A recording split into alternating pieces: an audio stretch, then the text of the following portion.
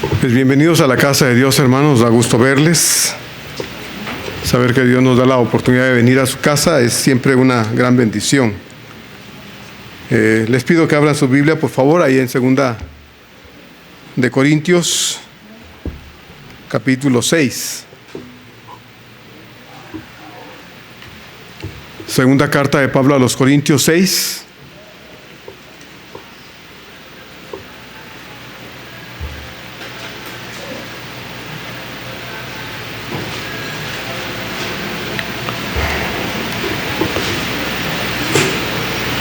Segunda carta a los Corintios 6, vamos a leer los versos 3 a 6.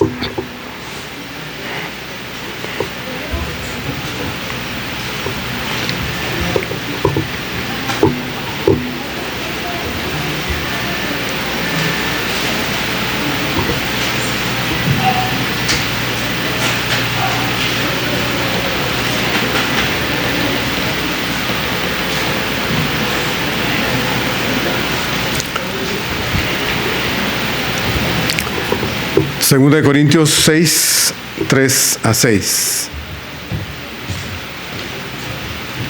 Voy a empezar desde el verso 1 y usted me acompaña en los versos 3, 5 y 6. 3, 4, 5 y 6. Dice así el texto de la palabra de Dios. Así pues, nosotros como colaboradores suyos os exhortamos también a que no recibáis en vano la gracia de Dios. Porque dice, en tiempo aceptable te he oído y en día de salvación te he socorrido. He aquí ahora el tiempo aceptable, he aquí ahora el día de salvación. Juntos, hermanos, dice así: no damos a nadie ninguna ocasión de tropiezo para que nuestro ministerio no sea vituperado. Antes bien, nos recomendamos en todo como ministros de Dios, en mucha paciencia, en tribulaciones, en necesidades, en angustias, en azotes, en cárceles, en tumultos, en trabajos, en desvelos, en ayunos, en pureza, en ciencia, en longanimidad, en bondad, en el Espíritu Santo, en amor sincero. Hasta ahí, hermanos. Quisiera decir que cuando vivimos la vida cristiana con fidelidad a Dios, no tenemos conflictos. Pero no sería verdad.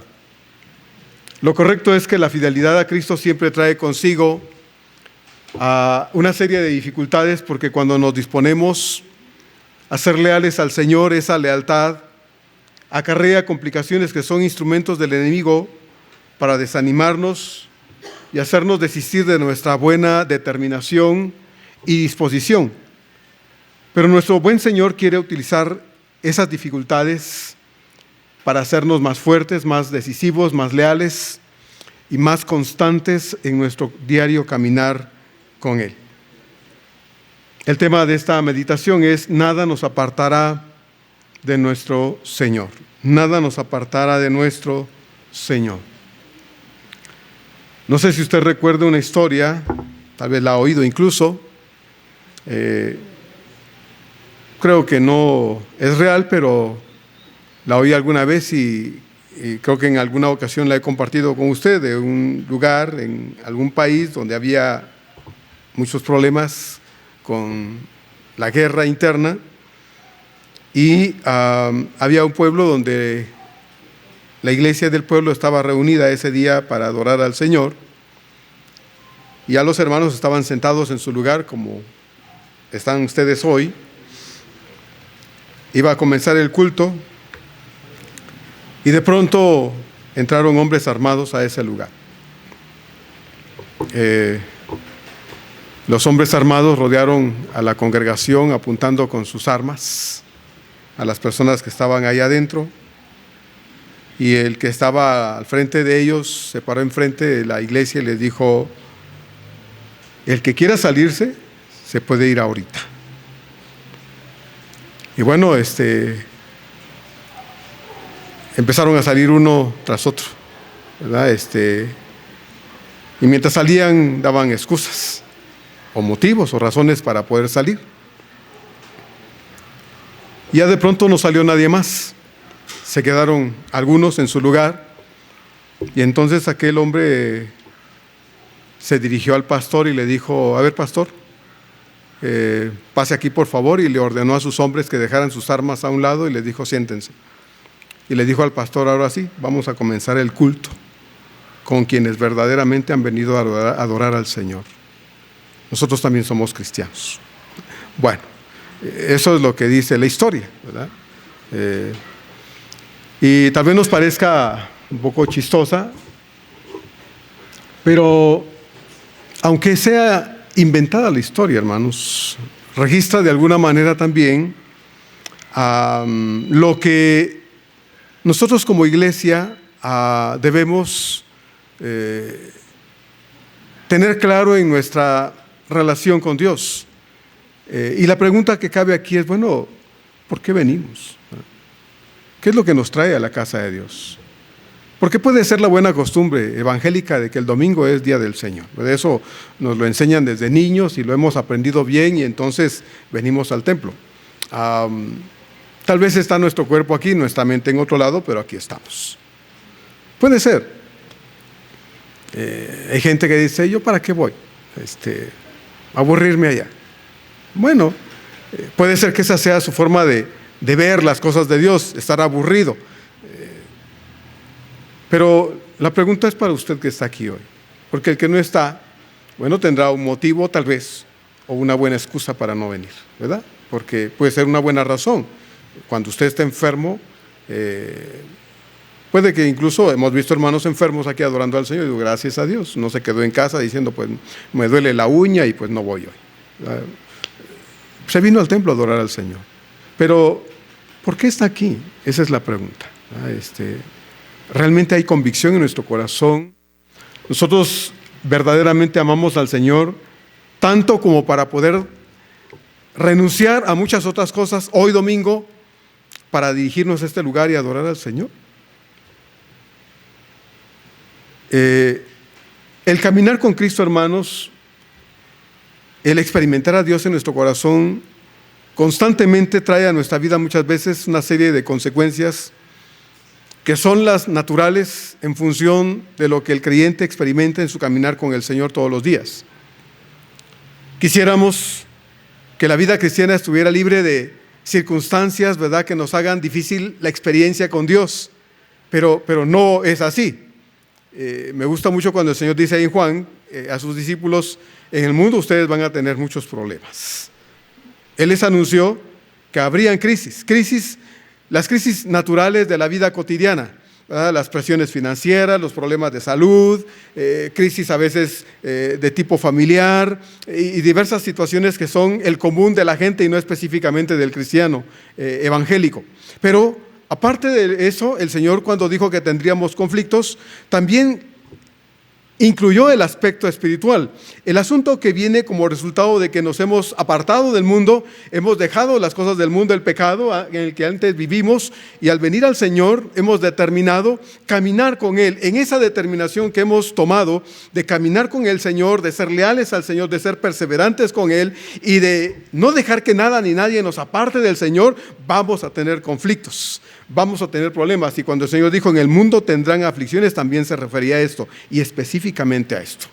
Porque los problemas de la vida común, puede ser que si usted ora, Dios lo sane, si es un problema de salud. Puede ser que si es un problema financiero, Dios le dé los medios y la respuesta para que usted salga de esas crisis financieras. Si es un asunto familiar en su matrimonio por descuidos e irresponsabilidades o irresponsabilidades, puede que con la dirección de Dios usted pueda resolver sus conflictos familiares y camine de nuevo en paz, en orden familiar. Pero no siempre Dios dice que sí. Además, a veces Dios permite que las cosas sigan y empeoren, ¿verdad? A veces Dios deja que una enfermedad nos lleve a la tumba. A veces Dios deja que una crisis financiera no se resuelva y nos lleve a vivir una vida con más limitaciones, ¿verdad?, con escaseces. Y tendremos que aprender a vivir el resto de nuestra vida ahora sin los lujos y el despilfarro que tal vez con el que antes vivimos. O puede que por mis problemas matrimoniales o familiares yo tenga que vivir ciertas consecuencias, ¿verdad?, el resto de mi vida, y eso no lo voy a poder quitar. Pero Dios está presente. Dios siempre va a estar presente. En los asuntos espirituales, sin duda alguna, Cuando usted le pide a Dios paciencia, Dios siempre va a decir sí, siempre. Cuando usted le pide a Dios sabiduría, Dios siempre va a decir, ahí te va, sabiduría. Cuando usted le pide a Dios, Señor, dame fortaleza espiritual, Dios siempre le va a decir, aquí está. En los aspectos espirituales, Dios nunca se va a limitar.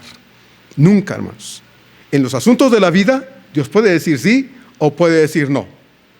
Pero en los asuntos espirituales, Dios siempre está dispuesto a darnos lo que le pedimos, porque Dios, hermanos, es fiel espiritualmente con el que desea caminar con Él de su mano todo el tiempo. Pero la experiencia cristiana, pues, es esa, como le decía ahorita. Quisiéramos que estuviera libre de situaciones que nos hagan complicada la práctica de nuestra fe, pero no sucede. Y entonces debemos aprender a caminar tomados de Dios, de modo que, a pesar de mis problemas espirituales y de los ataques del diablo y de las circunstancias que mi carne envuelve, porque soy un ser humano, siendo cristiano no dejo de ser humano y de ser un pecador, a pesar de todo eso, Dios dice, aquí estoy. Y siempre va a estar a nuestro lado para ayudarnos a vivir una vida lo más victoriosa posible, porque si a alguien le importa y le interesa que usted y yo vivamos de esta manera, es a Él, porque Él desea ser honrado por nosotros. Entonces, la vida cristiana incluye todas estas cosas. Y Pablo, a quien hemos estado estudiando aquí en estas cartas a los Corintios, era un hombre experimentado en todos estos asuntos de la vida cotidiana, no solo en los asuntos de la vida común, sino en los asuntos espirituales, porque Pablo había sido atacado de muchas formas y aún gente que decía ser creyente se había vuelto contra él, levantando chismes, hablando cosas que no eran ciertas, atacando su llamado apostólico. En fin, Pablo había sido un hombre muy paciente, no era un hombre que albergaba odio en su corazón. Acuérdese cuando Pablo habló en la primera carta acerca del amor, ¿verdad? Y dijo esas palabras extraordinarias acerca del amor, inspirado y guiado por el Espíritu Santo. Obviamente, Pablo no era un hipócrita diciendo que el amor todo lo soportaba, y etcétera, etcétera, etcétera, porque odiaba a los hermanos que le habían hecho daño, porque no podía ver ni pintados a otros. No, Pablo era un hombre que de verdad practicaba lo que enseñaba. Y cuando habló del amor, claro que Pablo amaba a sus hermanos y aún amaba a aquellos que lo habían criticado y le habían hecho la vida difícil.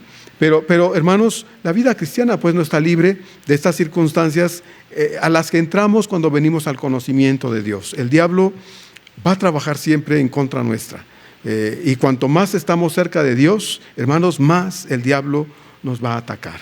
Porque si algo no quiere el diablo es que usted se agarre de Dios fuertemente y le diga, Señor, nada ni nadie me va a apartar de tus caminos. Él va a hacerle creer muchas cosas, va a hacerle experimentar muchas cosas que le hagan dudar específicamente del cuidado de Dios, de la misericordia de Dios, del amor de Dios. Ahí está, ¿verdad? Ahí está. No que Dios te ama y mira, estás enfermo. No que Dios te ama y mira, ni para frijoles tienes. ¿Ha oído la voz del diablo diciéndole eso? Ahí está. Tanto templo y mira, tus problemas no se te acaban. Hay muchos que dicen, tienes razón, ¿qué me sirve ir al templo? Y entonces se ausentan. Dios los bendice en la semana, pero el domingo no tienen tiempo para venir a agradecerle a Dios. ¿Ah? Cualquier cosa es mejor y más importante que estar en la casa de Dios. Qué triste, ¿no? Que decimos una cosa con palabras, pero otra cosa es lo que se dice con los hechos. Entonces es importante que nosotros podamos determinar pues que el cristianismo, hermanos, es complicado, es difícil, pero cuando más indispuestos estamos a la práctica de nuestra fe, obviamente se hace todavía más complicado. Entonces Pablo nos muestra en esta ocasión, en este párrafo que estamos leyendo, hermanos, que va hasta el verso 13, pero vamos a dividirlo porque el párrafo es largo y hoy tenemos la celebración de la Cena del Señor, que en realidad el cristianismo no es una práctica fácil. Trae sus complicaciones y más difícil cuando más indispuestos estamos. Pablo dice, no damos a nadie ninguna ocasión de tropiezo para que nuestro ministerio no sea vituperado. Verso número 3. La palabra vituperado significa desacreditado. Para que nuestro ministerio, dice, no sea desacreditado. Nuevamente Pablo regresa al asunto acerca de su testimonio y de la necesidad que él tenía juntamente con sus colaboradores, su equipo misionero de trabajo, de que nadie tuviera nada que reprochar en función de su conducta, de su forma de vivir, de su relación con la gente, con el mundo, con la iglesia. Pablo dice, no damos a nadie ocasión, motivos, razones para que digan, ahí está, miren tanto que predica, tanto que habla de esto y de lo otro, y es el primer hipócrita, es el primer santurrón, dos caras. No, Pablo dice, no damos ocasión de estas cosas.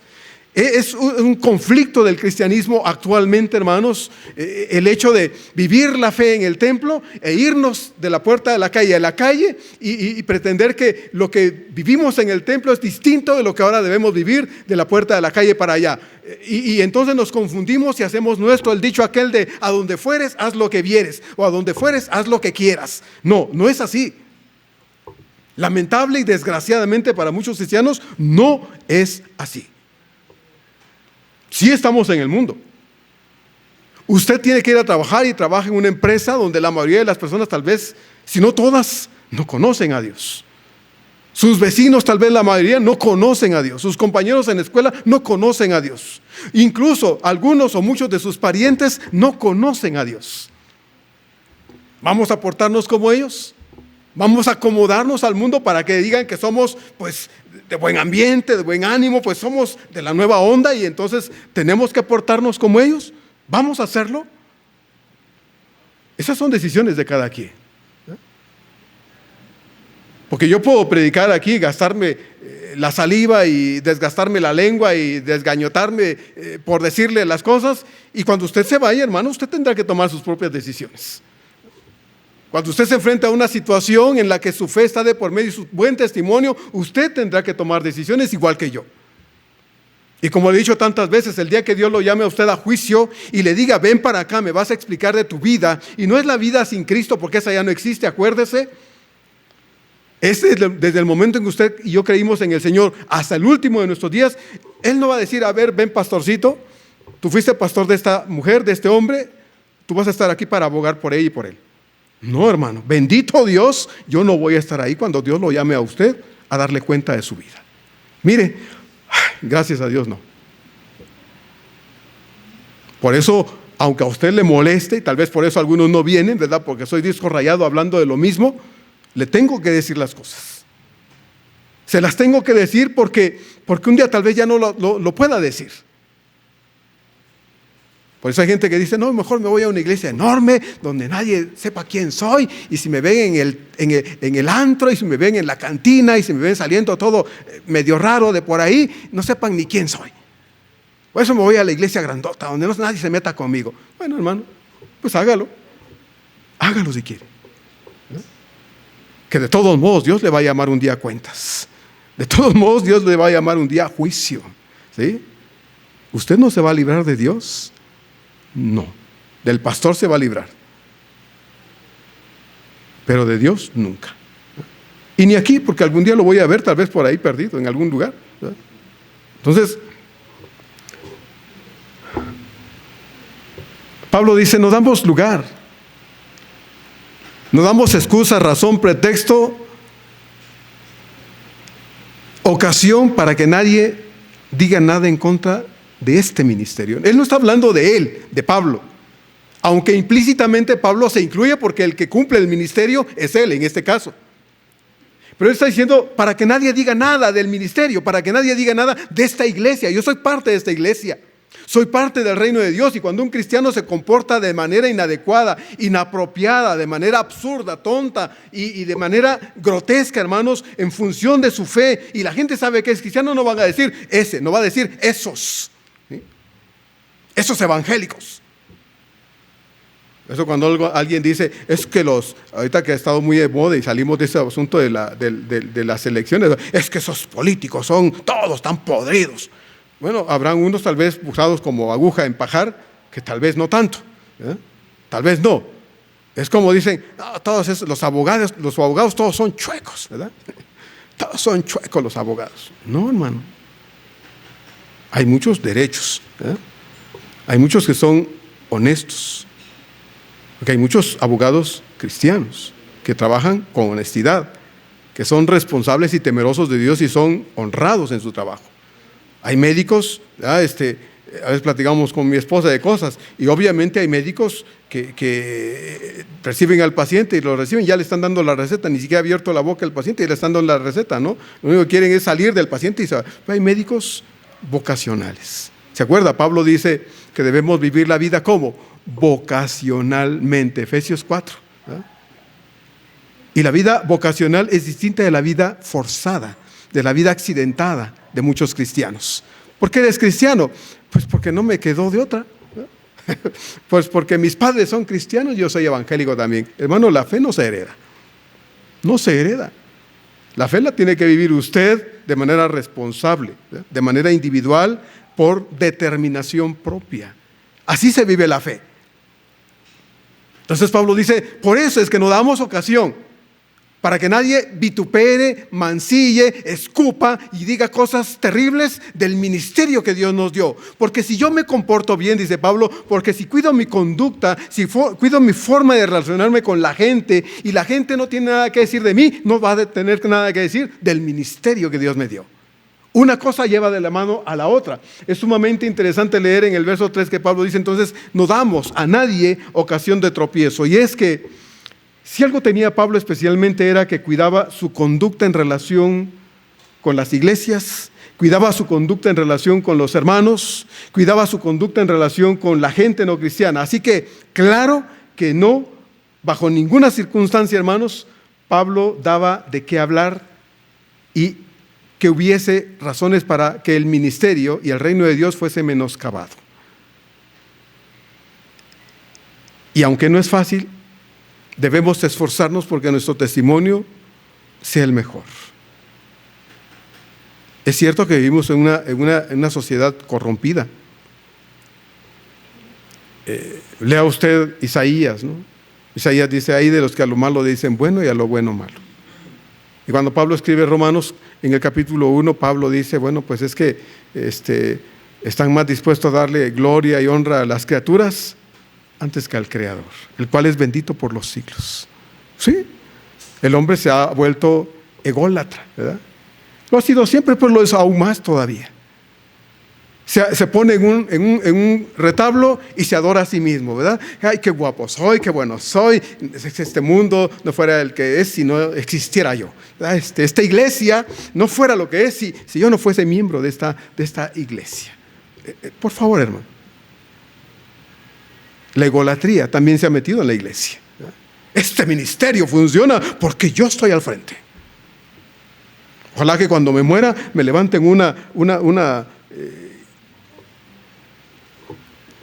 ya quiere que le hagan una estatua ahí en la entrada, ¿verdad? Y que el santo hermano que hizo el templo, que mandó construir esto. No. Entonces Pablo dice, no damos lugar a estas cosas. Al cuidar su conducta pública, Pablo estaba cuidando el evangelio que él predicaba. Por eso, hermanos, es que cuando nosotros nos atrevemos a predicar a Cristo, antes debemos de abrir la boca para decirle a esa gente que les queremos hablar del Señor, debemos revisar cómo ha sido mi conducta con esa gente. Tal vez me oyen hablando como ellos, el mismo lenguaje, las mismas mañas. Me han visto agarrar aquello que está mal parado ahí, ¿verdad? Y tengo que entrar a las 8 de la mañana y voy corriendo 8:10, 8:15 siempre. Pero me quiero ir en punto, o antes si puedo. Y cuando yo les hable de Cristo, ¿qué me van a decir? ¿Verdad? Médico, cúrate a ti mismo. ¿Verdad? Oye, mejor predícate a ti, ¿no?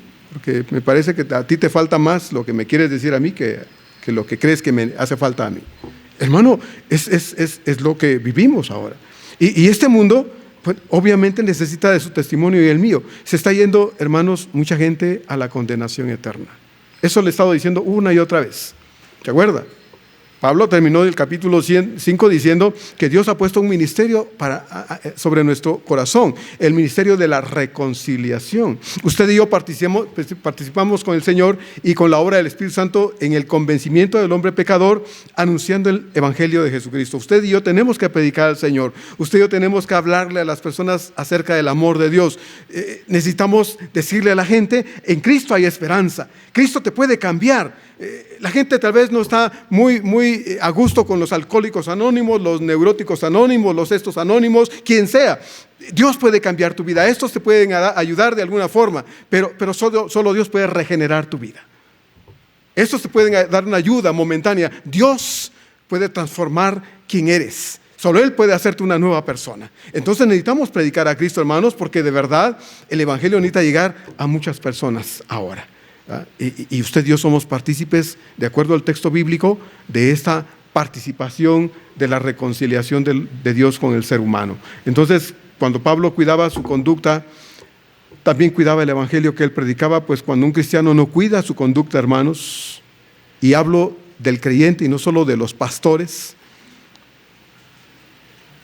aunque él o ella son señalados, lo que más sufre es el evangelio. Cuando un creyente no cuida su conducta y habla de Cristo a la gente y la gente lo oye y no le cree, afecta no solo su propia vida, sino afecta el reino de Dios. Y hay mucha gente endurecida, hermano, en su corazón por el mal testimonio de muchos cristianos. Mucha gente que dice, yo con esa gente no quiero nada. Y cuando viene alguien a hablar, le dice, ¿sabe? Ey, párate ahí. Tú eres de esos hipócritas. Así dicen. Tú eres de esos hipócritas, porque alguien una vez le dijo con su testimonio, mal testimonio, que es un hipócrita. Y entonces ahora todos somos así. Por eso, hermano, debemos tener cuidado cuando nos vamos de aquí a la calle. Por eso debemos entender que el cristianismo no se vive aquí. Mire, aquí es bonito, ¿verdad? Todas estas luces encendidas juntitas, ¿verdad? Y esta sala aquí, qué bonito. Como les dije hoy en la escuela dominical, qué bonito, ¿no? Este pequeño grupo aquí estudiando la Biblia y aquí brillando unos para otros, qué padre, ¿no? Pero no se trata de darnos luz nosotros, se trata de ir al mundo y ser luz allá. De eso se trata. De que donde usted esté, usted pueda ser un testigo del poder de Dios. No es, ay Señor, ponme donde hay para que ahí pellizque. No, hermano, por favor, no. Es que, pastor, el que no tranza no avanza. Eso dicen allá afuera. Usted no necesita transar para avanzar. Usted tiene a Dios en su corazón quien le va a prosperar, ¿verdad? Además, si no hubiera prosperidad material, la Biblia dice, teniendo sustento y abrigo, estemos, ¿cómo dice? Tristes por eso, ¿verdad? Así dice la Biblia. Estemos tristes por eso, porque solo tienes frijoles y tortillas. Ponte a llorar. No, hermano, la Biblia dice, estemos contentos con eso, ¿verdad? Si no te da para más, dale gracias a Dios, ¿verdad? Por lo que tienes. Sea agradecido a Dios. Aquí tal vez no tengas, como le he dicho tantas veces, hermano, tal vez no tengamos ni en qué caernos muertos.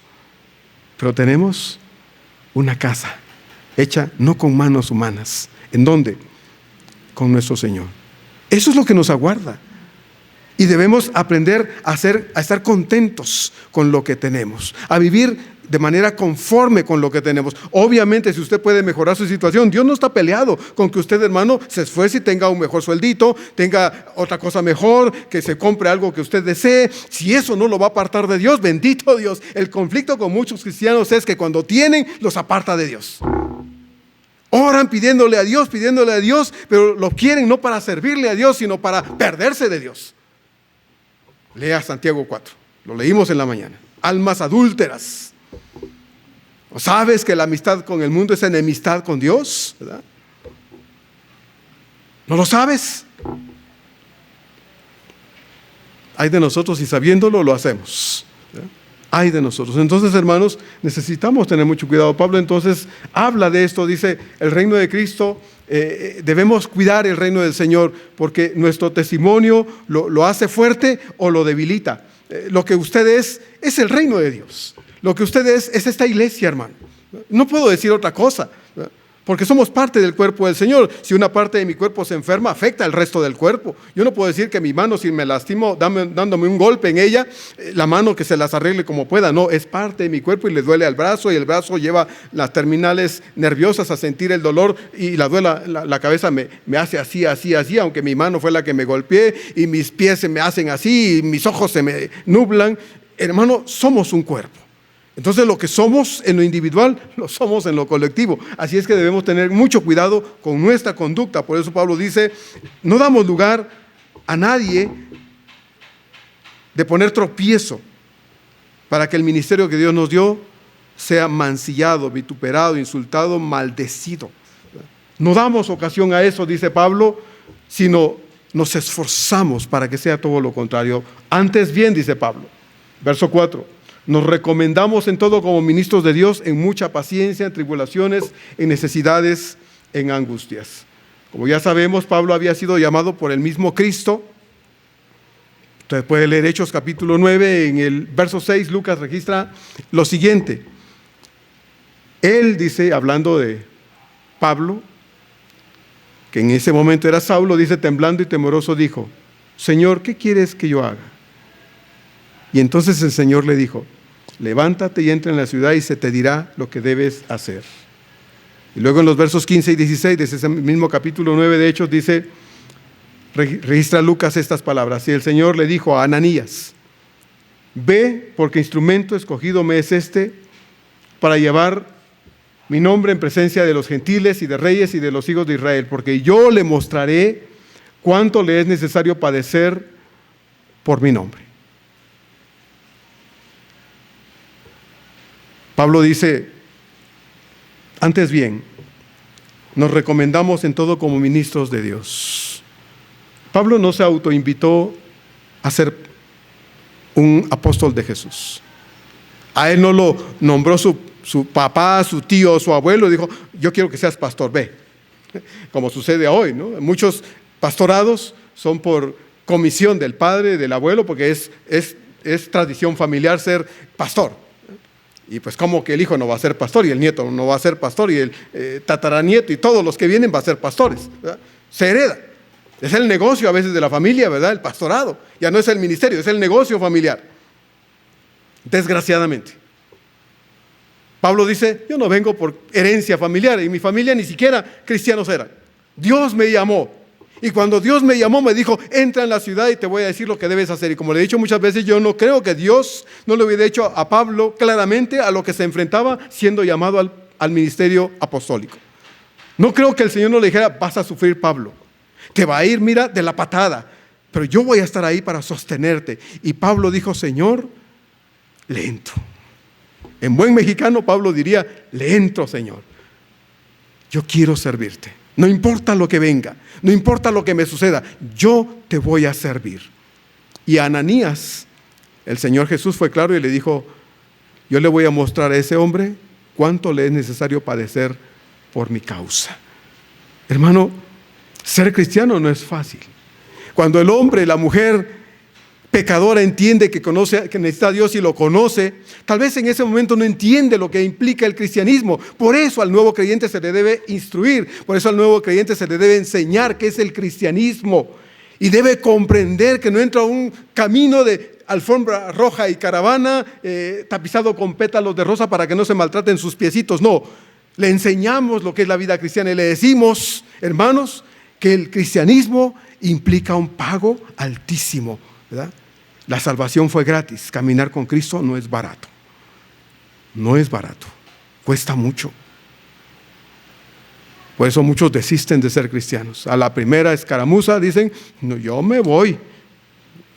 ¿Quién quiere esto? Hay quienes dicen, yo sí. Hay quienes dicen, yo me voy. Y otros dicen, yo me quedo. Yo me quedo. Lo que Dios me dio, no me lo da el mundo. Lo que tengo en Cristo, el mundo no me lo dio. El mundo me dio miseria. De ahí salimos muchos de nosotros, hermanos, de un mundo de porquería, como le he dicho muchas veces. De ahí nos sacó Dios.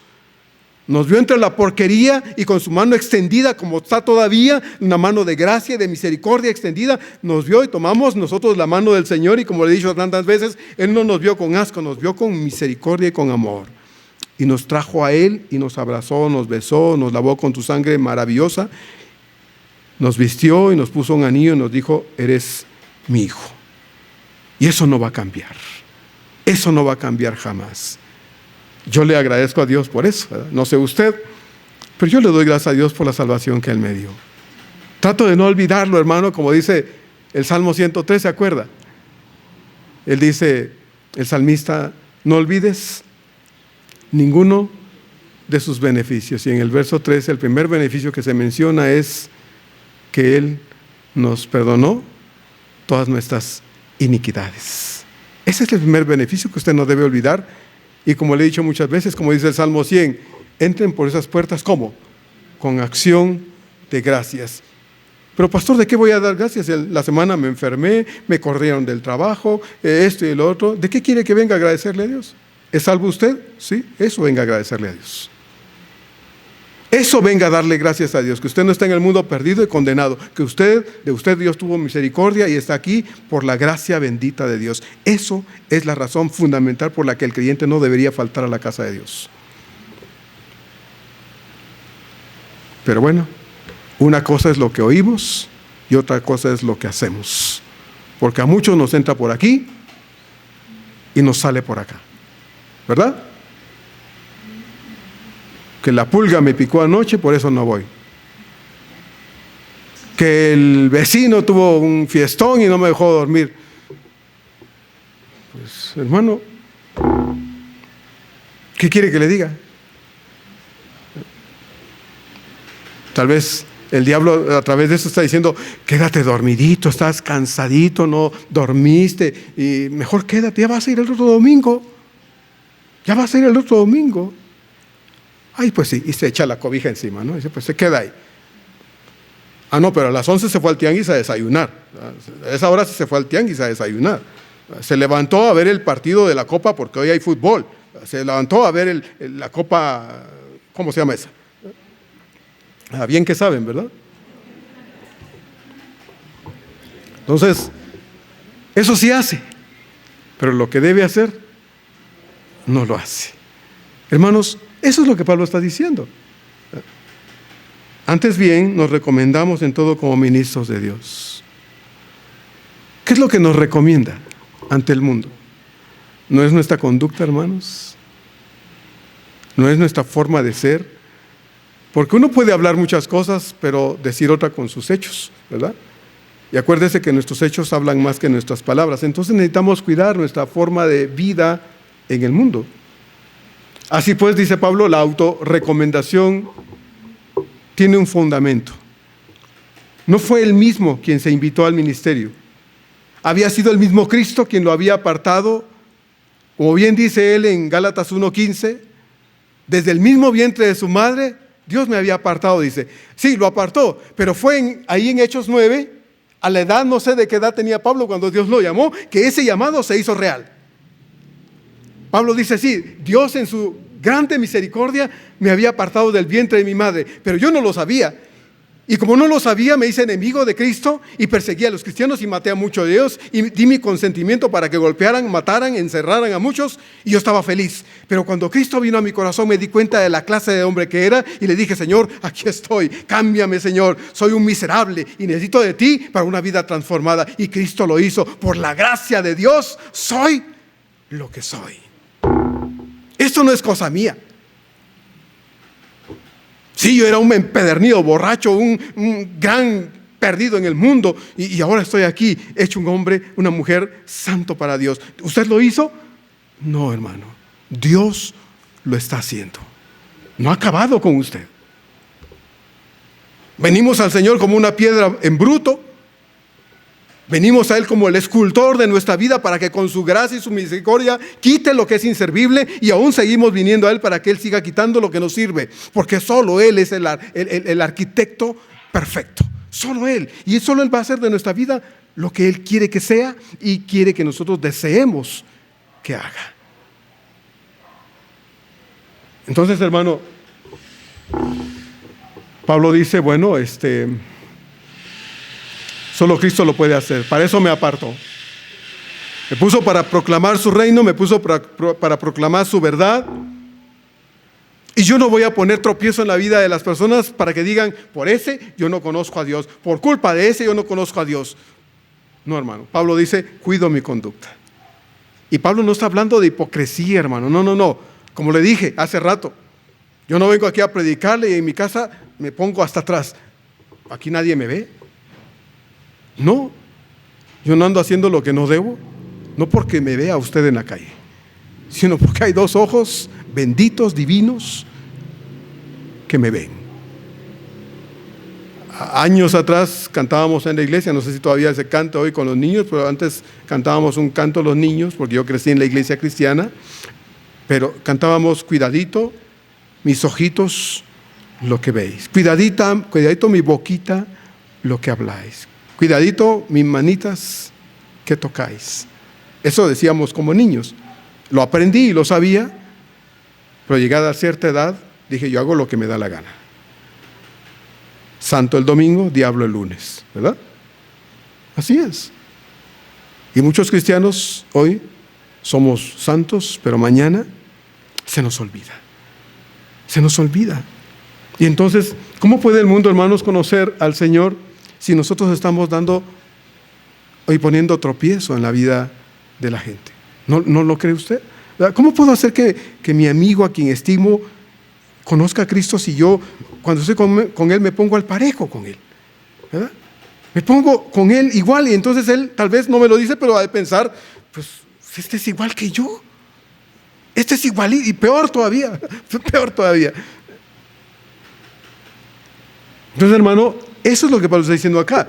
No nos recomendamos nosotros, porque yo podría decir linduras de mí. Hermano, yo soy un buen esposo. Padre, yo, mire, la verdad es que mis respetos conmigo mismo. No, hermano.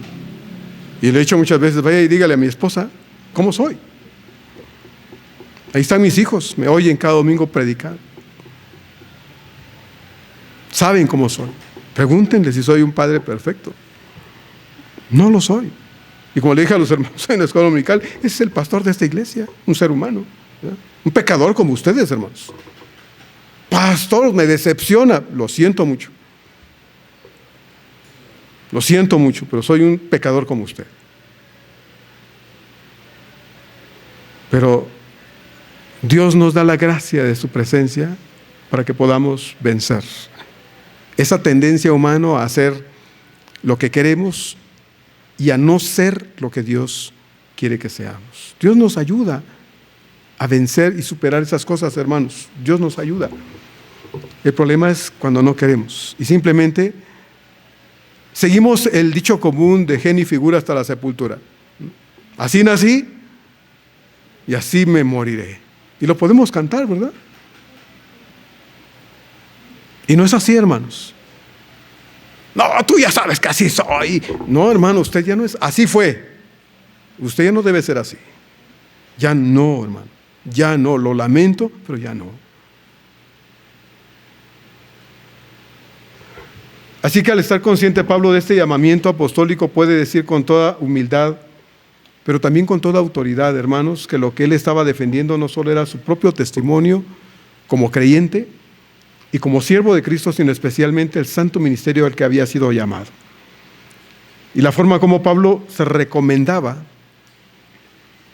era por medio de su trabajo.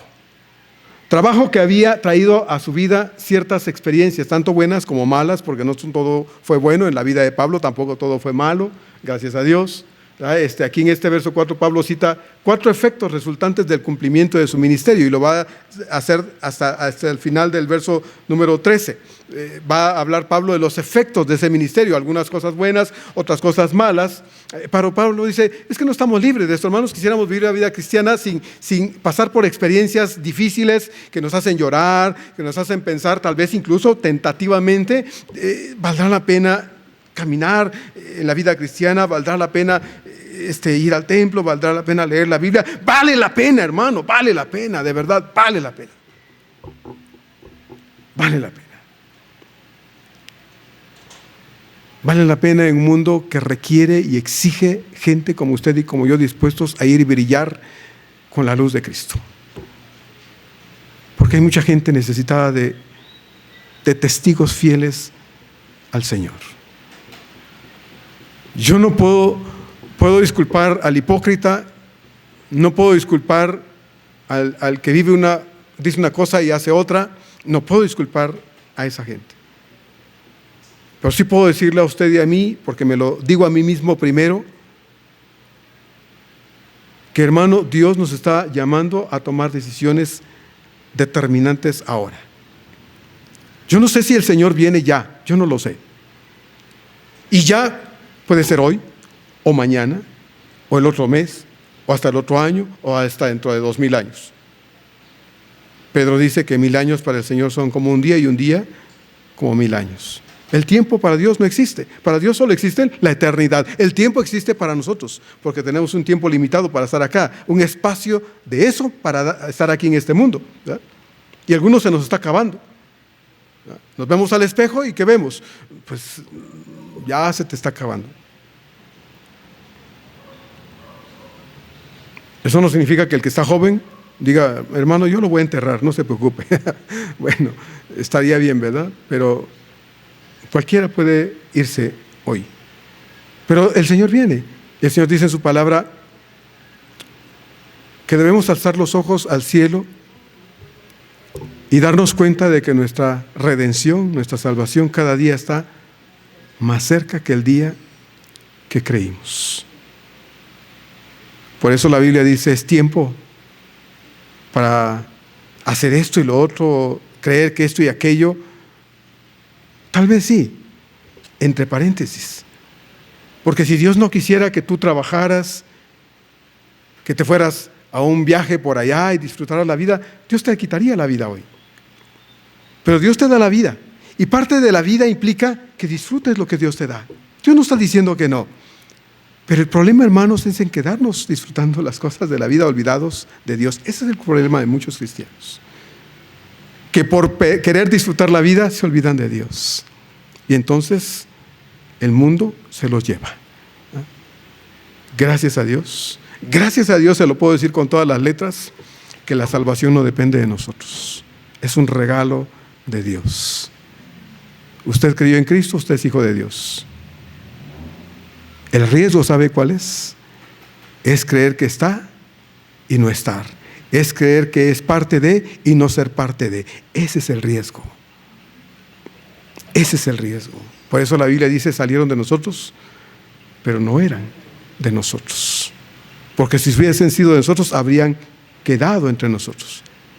Pero salieron para demostrar que no todos son de nosotros. Es creer que somos parte del pueblo de Dios y no somos ni primos, ¿verdad? No somos ni primos, menos mi hermano. Es mi hermano porque creemos en un mismo Cristo. Hemos sido lavados en la misma sangre que hoy vamos a recordar. Eso es lo que nos hace hijos de Dios y hermanos entre nosotros. Pero puede ser que su conducta y su forma de ser esté diciéndole, tú no has conocido al Señor, vuélvete a Él ahora que es tiempo y que te puedes reconciliar con Él. Ahora, revisa tu corazón, ve si de verdad tú has conocido a Cristo, porque puede ser que hayas creído que has conocido la verdad y realmente esa verdad no existe en tu corazón. Mejor párate un momento, dile, Señor, ahorita yo hago una introspección de mi propia relación contigo, si es que hay, de mi propia comunión contigo, si es que la tengo, de mi vida en Cristo, si es que la hay. Ahorita lo hago, porque puede que mis hechos me digan, no eres. Entonces, ¿qué debo hacer? Debo decirle, Señor, hoy me arrepiento. Hoy me arrepiento. Si no he conocido la verdad, hoy la quiero conocer. Si no te he creído, Señor, hoy te quiero creer. Si no te he recibido, hoy te recibo. Y quiero que cambies mi vida. Tal vez eso es lo que ha pasado, por eso mi vida es la misma de siempre. Hoy te recibo como mi Señor y mi Salvador personal. ¿Es tarde? No, hermano. Será tarde cuando se muera. Será tarde cuando se muera. Ahorita es tiempo para el arrepentimiento si no ha conocido a Cristo. Si se ha apartado de Dios, ahorita es el momento para que usted diga, Señor, sí te he conocido, pero he sido terco, voluntarioso, he hecho lo que me da la gana, vivido como se me antoja y entonces no te he honrado. Pero hoy, Señor, yo me quiero volver a ti y quiero reconciliarme contigo. Tal vez eso es lo que se requiere, pero la reconciliación no es solo una frase bonita, es una forma de vida a la que debemos entrar responsablemente. Pablo dice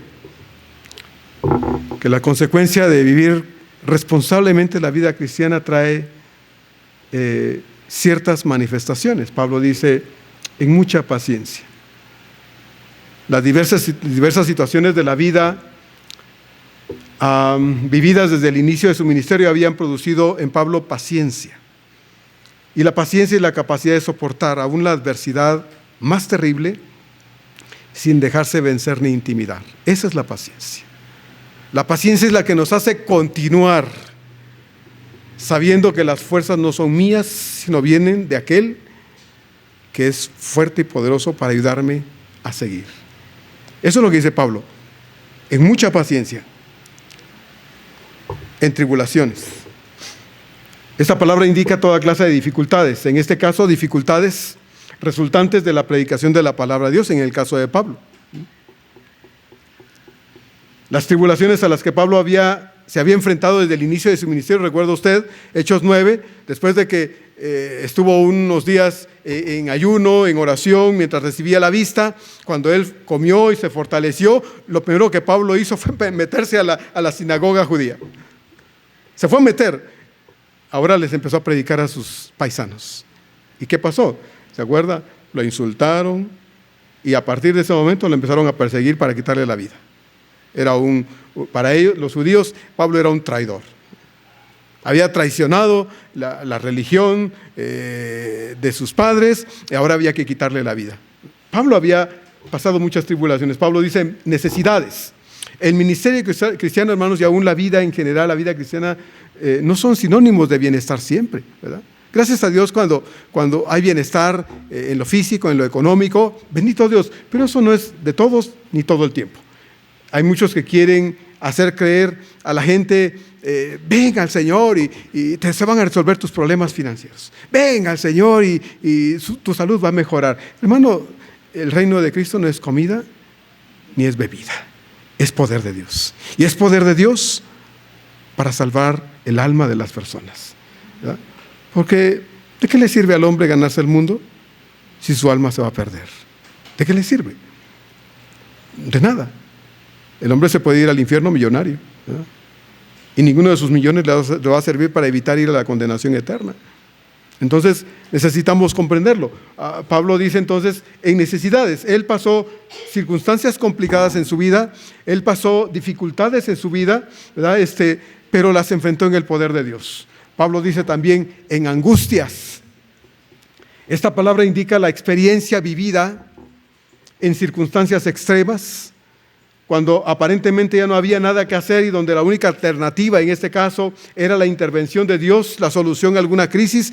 Pablo confió y Dios se manifestó en la vida de Pablo y lo libró de esas circunstancias. A veces fue así, otras veces Dios dijo, no, yo quiero que sigas así y así te vas a morir. Y Pablo dijo, gracias Dios, porque cuando soy débil, entonces en ti encuentro la fuerza para continuar. En el verso 5 Pablo sigue diciendo en azotes, en cárceles, en tumultos, en trabajos, en desvelos, en ayunos. Y cuando Pablo habla de azotes, no está hablando figuradamente, está hablando literalmente, ¿verdad? Azotes, como los que vivió en Lucas 16, ¿se acuerda? Cuando predicó en Filipos y lo golpearon a él y a Silas, lo azotaron y los metieron en la cárcel. Pablo dice en azotes. No es algo que no sufrió, ¿verdad? ¿Cuánto ha sufrido usted por Cristo, hermano? ¿Ha sufrido? Pastor, es que me han levantado chismes y yo soy un cristiano sufrido. Bueno, hermano, qué bueno que usted crea que es un cristiano sufrido, ¿verdad? Porque le han hecho chismes, porque han hablado de usted mal. Habrá que preguntar si en realidad, hermano, usted no lo ha provocado, ¿verdad? Si no lo ha causado. Es probable. A veces nos metemos en lo que no debemos, hacemos lo que no debemos y entonces, hermanos, nos va mal, ¿verdad? Las consecuencias de nuestras malas decisiones, en general, hermanos, a veces nos traen conflictos y los sufrimos. Dios no dice que no los vamos a padecer, ¿verdad? Dios dice en su palabra que vamos a padecer muchas veces por andar entremetiéndonos en lo que no debemos. Debemos tener cuidado de nuestra conducta. Pablo dice también padecí cárceles y habla en plural, aunque en Hechos no se habla más que la cárcel en Filipos y al final los arrestos domiciliarios que Pablo tuvo previo a que fuese sentenciado por el emperador romano y luego ajusticiado. Bueno, hermanos, Pablo está hablando de que vivió ciertas crisis atravesando cárceles. Entonces sí debemos tener cuidado pues de eso, ¿verdad? De que en realidad pudiéramos ver estos asuntos como una situación en la que a veces como resultado de mi comunión con Cristo, de mi experiencia con Cristo, yo estuviese pasando en la vida cotidiana. Entonces debemos tener cuidado pues de eso. Pablo dice, viví la cárcel, experimenté la cárcel y fue una cuestión real en la vida de Pablo. La exposición del Evangelio en aquel tiempo derivó precisamente en la reacción violenta de las personas al mensaje apostólico. La mayoría de los casos, estos tumultos fueron instigados por gente que no congeniaba con el mensaje evangélico. Odiaban a los cristianos y como Pablo ahora era un cristiano y el más grande expositor del evangelio, bueno, la reacción a él fue en este sentido pues de oposición, ¿verdad? Y la gente se levantaba contra Pablo y la gente hacía muchas cosas que creían que era lo correcto, tratando de detener el avance del evangelio. Pablo dice, en tumultos también he sufrido, en trabajos, dice Pablo. Y cuando Pablo habla aquí de trabajos, hermanos, habla de algo pesado y quiere decir aquí específicamente que Pablo, aunque sí fue sostenido en muchos casos por las iglesias que lo apreciaban, recuerda usted, lo vimos en la primera carta, a Pablo le llegaban ciertas ofrendas. Pablo habla de los hermanos en la región de Damasco, de los hermanos que se ocupaban de él. Pablo pues dice, bueno, yo muchas veces tuve que trabajar con mis manos. Él tenía un oficio, él hacía tiendas de campaña y dice él, yo tenía que trabajar con mis manos. Sin detener la obra del avance del reino de Dios, yo me dedicaba por momentos a hacer estas tiendas y las vendía, pero no dejaba de predicar el evangelio. Así que Pablo dice en trabajos y trabajos pesados, en desvelos. Parece que aquí Pablo está haciendo referencia a su vida en su comunión con Cristo. El desvelo que Pablo experimentó en su vida, hermanos, tenía que ver especialmente con la clase de cristianismo que él vivía en lo íntimo, en lo devocional con su Señor. ¿Se acuerda usted del Señor en los evangelios? Se apartaba, después de un día de muchas labores, el Señor se apartaba y pasaba la noche en oración, ¿verdad?, en intimidad con el Padre. Pablo imitaba probablemente a su Señor y cuando él habla de desvelos, está haciendo referencia especialmente a las noches que Pablo pasaba también en oración, pidiendo fuerzas al Señor para enfrentar todas esas situaciones que a diario se le presentaban. Entonces Pablo prefería dejar de descansar para poder encontrar en el Señor, hermanos, la fuerza espiritual para una vida ministerial productiva.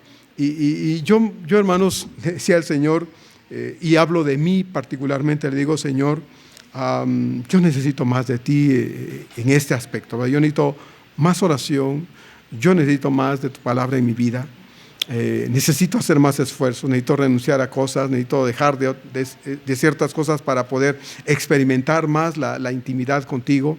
Yo lo necesito.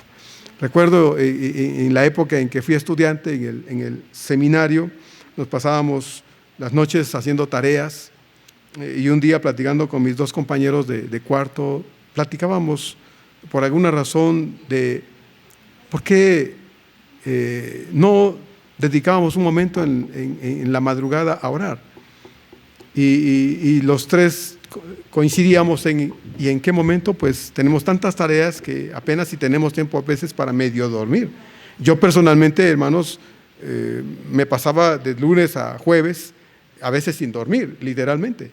Y el viernes dormía un poquito más porque el sábado me tenía que levantar temprano para salir. Tenía que preparar en la semana mis estudios, mis sermones, todo, y aparte mis tareas y aparte todo lo que había que hacer. Y decían mis compañeros, pero necesitamos orar.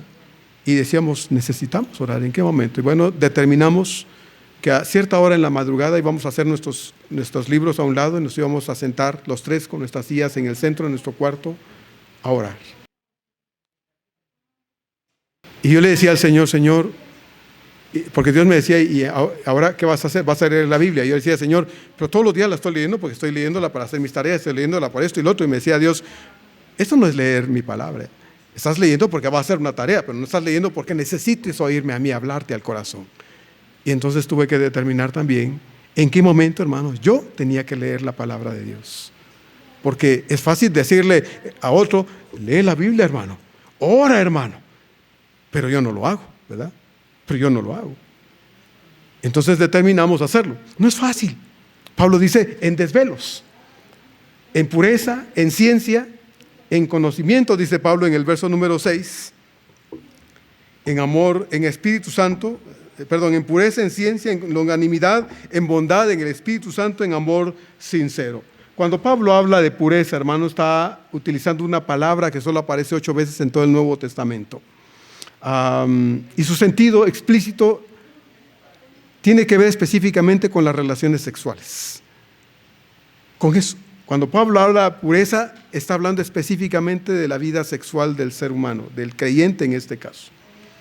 Como se dijo ya, Pablo había sido durante todo su ministerio un hombre de buen testimonio, lo cual podía autorrecomendarle con los hermanos. De Pablo nadie podía decir, es que allá dejó una hermanita embarazada. Es que anduvo con una hermanita y con otra cuando estuvo allá en tal lugar. Y ese Pablo es un hermanito, tira las canas por allá y para acá. Hermanos, Pablo cuidó su conducta. Y nadie podía decir, es que le anduvo echando los ojitos a la hermanita y luego a la otra hermanita. Y las hermanitas tienen que decir de Pablo que era un coqueto. Hermanos, no. Por eso, hermanos, debemos tener mucho cuidado. Hay que tener mucho cuidado. ¿Verdad? Mucho cuidado. Debemos cuidar nuestra conducta. Pablo dice en pureza, en ciencia, es decir, conocimiento. Y la palabra conocimiento no se refiere al intelectualismo en el tiempo de Pablo, que era muy valioso, ¿verdad? Ni al intelectualismo actual, en este tiempo. No. Cuando Pablo habla del conocimiento o de la ciencia, que en este caso es conocimiento, está dando a entender la forma como nosotros los creyentes, hermanos, conocemos a Dios.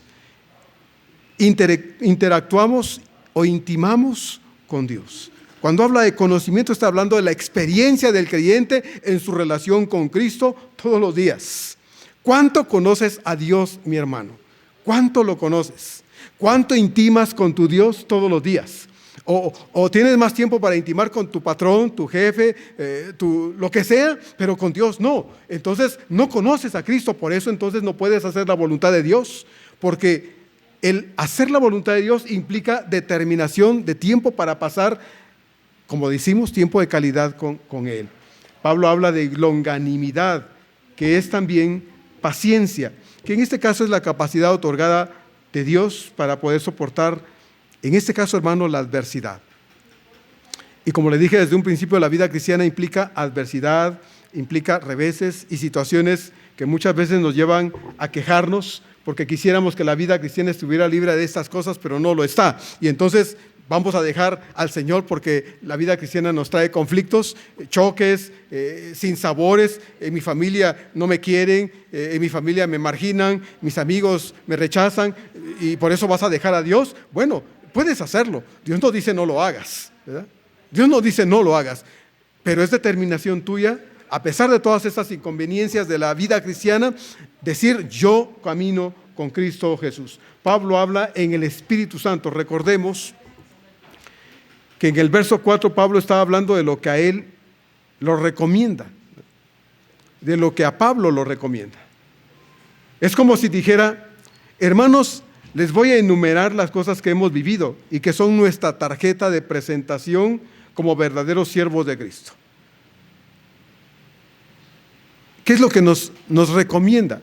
Lo que nos recomienda, hermanos, es nuestra conducta y nuestro testimonio frente al mundo. Eso es lo que nos recomienda. Si usted es médico, si usted es contador, si usted es ingeniero, si usted es abogado, si usted es lo que sea, a usted lo recomienda una cédula de vecindad, una cédula profesional que dice, esta persona es tal cosa. Sacó una cédula y eso dice ustedes esto.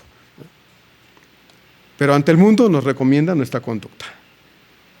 Pablo dice, en el Espíritu Santo. Y es el Espíritu Santo, hermanos, el que nos da las fuerzas, la capacidad para poder vivir una vida cristiana auténtica frente a un mundo que demanda que nosotros podamos ser verdaderos creyentes donde quiera que estamos. Y Pablo concluye el verso 6 diciendo en amor, pero eso no es cualquier amor. En este caso es un amor genuino, un amor sincero. El amor genuino es el fruto espiritual más importante que el creyente puede recibir del Espíritu Santo. Y es un fruto espiritual.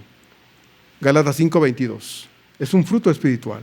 Pablo describe este amor como algo genuino, es decir, original, verdadero, sin alteraciones, tal como dice Romanos 12:9.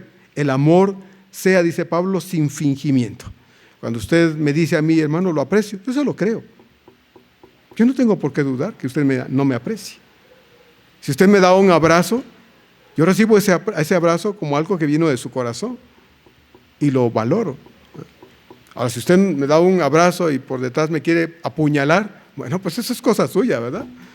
Si usted me dice, hermano, lo quiere, pero por dentro dice, pues no sabe cómo, lo aborrezco, eso es cosa suya. Pero yo le creo si me dice que me aprecia.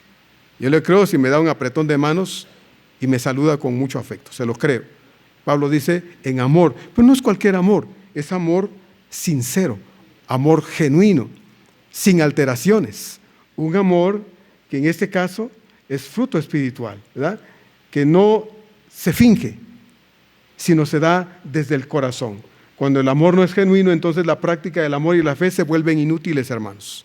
Se vuelve inútil, porque solo el verdadero amor hace también genuina nuestra obediencia a la máxima de Dios, de amarle a Él, y de la mano con el amor de Dios, ¿sabe cuál va? Amar a nuestro prójimo como a nosotros mismos. Pablo había sido objeto de calumnias, ataques, acusaciones falsas y diversos intentos de desprestigiarlo frente a la iglesia de Cristo Jesús. Pero su respuesta a estos ataques nunca fue con odio, nunca fue con ánimo de vengarse de esas personas o de desquitarse de quien fuera, no, hermanos.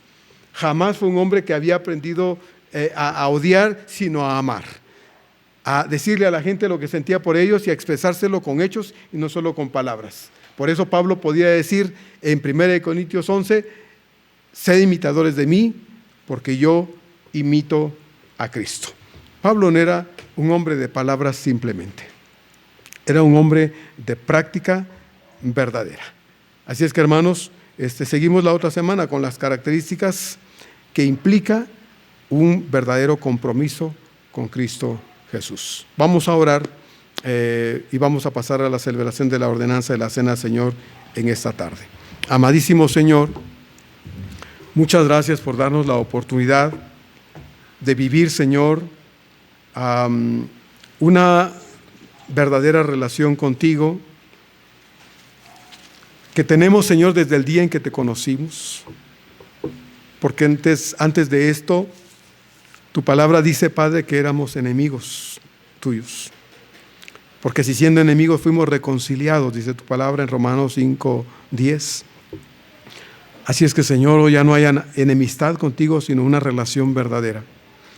Y queremos, Señor, entender pues que esta relación contigo no está libre de estas situaciones complicadas que a veces, Señor, pueden hacer que la determinación de caminar contigo se vuelva a veces, Señor, algo que debamos pensar y analizar. Señor, el verdadero creyente no lo piensa, simplemente camina contigo, porque sabe que el cristianismo no está libre de adversidades, porque tú ya nos lo dijiste.